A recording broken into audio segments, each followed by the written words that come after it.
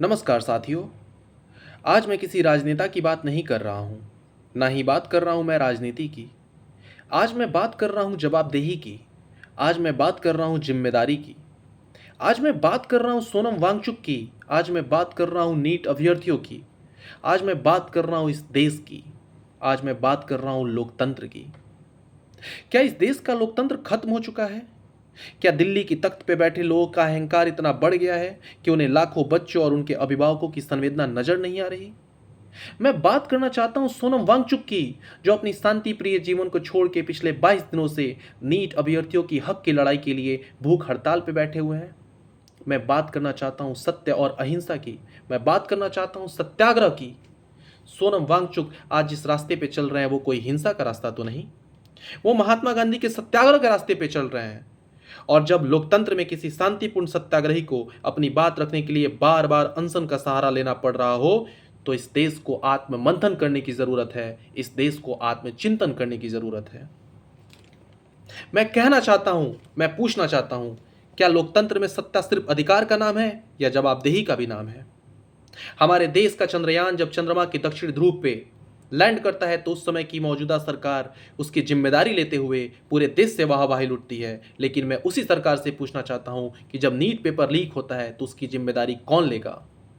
NEET paper leak होने की वजह से जो कई बच्चों ने अपनी जिंदगी, अपने देह को त्याग दिया, उसकी जिम्मेदारी कौन लेगा? लगातार हो रहे रेल दुर्घटना, खराब सड़क, दूषित जल, दूषित हवा, मिलावटी खाना, इसकी जिम्मेदारी कौन लेगा? आज हम विश्व गुरु बनने की बात करते हैं। अरे जिस देश की 80 करोड़ की आबादी आज भी 5 किलो राशन पे निर्भर है, हम लोग विश्व गुरु कैसे बन सकते हैं? इसकी जिम्मेदारी कौन लेगा? आज दिल्ली की सड़कों पे हजारों नौजवानों के ऊपर लाठी बरसाई गई।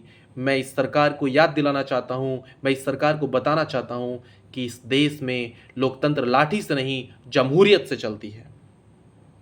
यह नहीं भूलना चाहिए कि यही जमहूरियत 2013 में उस समय की मौजूदा सरकार जो सत्ता पे एकाधिकार करके बैठी हुई थी, उसे उखाड़ के फेंकने का काम किया था। और आज फिर से वही नौजवान, वही जमहूरियत इस देश में एकाधिकार किए हुए सत्ता के नशे में चूर अहंकारी सत्ताधारियों को उखाड़ के फेंक देगी। मैं पूछना चाहता हूं, आखिर किस अहंकारवश धर्मेंद्र प्रधान का इस्तीफा नहीं लिया जा रहा है? मैं पूछना चाहता हूं कि किस डर के वजह से जिम्मेदारी लेने से हमारी मौजूदा सरकार डर रही है? कालांतर में भी कितने बड़े बड़े राजनेताओं ने जिम्मेदारियां ली हैं और अपने पद से स्वयं इस्तीफा दिया है। 1956 में लाल बहादुर शास्त्री ने इस्तीफा दिया था। हमारे बिहार के मुख्यमंत्री नीतीश कुमार, पूर्व मुख्यमंत्री नीतीश कुमार जी ने भी इस्तीफा दिया था। ममता बनर्जी ने भी अपने मौजूदा सरकार में लगातार हो रहे रेल दुर्घटनाओं के बाद उस समय मौजूदा सरकार को इस्तीफा सौंपा था।